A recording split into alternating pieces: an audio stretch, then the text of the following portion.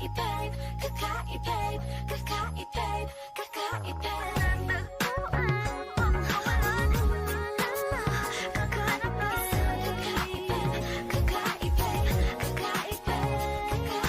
Simple walang ate, prende lang siya lagi. Pagkakasundo ng puso't utak nyo ay grabe. Kayang sumabay sa trip ng inyong tropa. Siya pa yatang makatalo sa'yo sa Dota. Di ka pahihirapan pa akyatin ligaw kahit ang kaya mong ipakain na nga isa. Huwag kang magkakamali na pag-isipan siya ng cheat. Wala lang talagang kaso sa kanya kung mag-jeep. Marunong maglaba kahit wala sa itsura.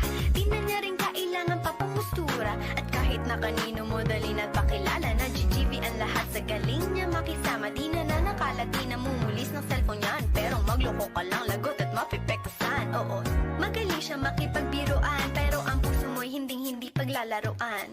Swerte mo kung mapagbibigyan, ingatan mo ang pag-ibig na isang kakaibig, kakaibig, kakaibig, kakaibig. Panatagpuan mo pagkawalan, minsan lang makahanap ng isang kakaibig, kakaibig, kakaibig, kakaibig. Simple lang pumorma pero swabe ang dating. Sa lahat yata ng bagay hanip, grabe ang galing. Check na hindi makabasag pinggan, pero sa basketball tambak hindi ka papagbigyan. Di na niya kailangan ng gayuma para puso mo ay kanya. What? Gayuma? Ano, ate? Gagamit ka ng gayuma? Ay, hindi ko na kasi alam paano ako ika-crushback ng crush ko.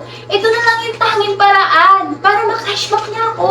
Ate, ang daming paraan para i-crushback ka ng crush mo. Like, paano? Eh, hindi ko nga alam. Ganito kasi yon.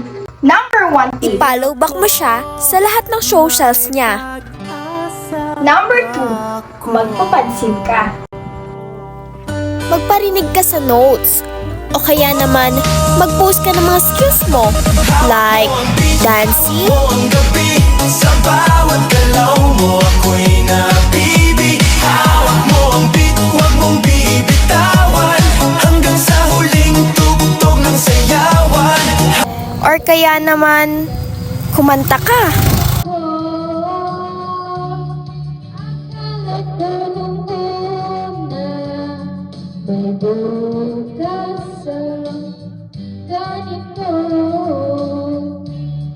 Mabuti pong umiwas, pero salamat na rin at nagtagpo.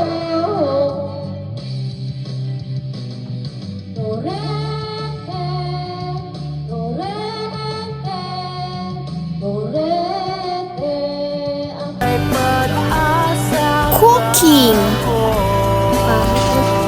Hay nako! Effective ba yan?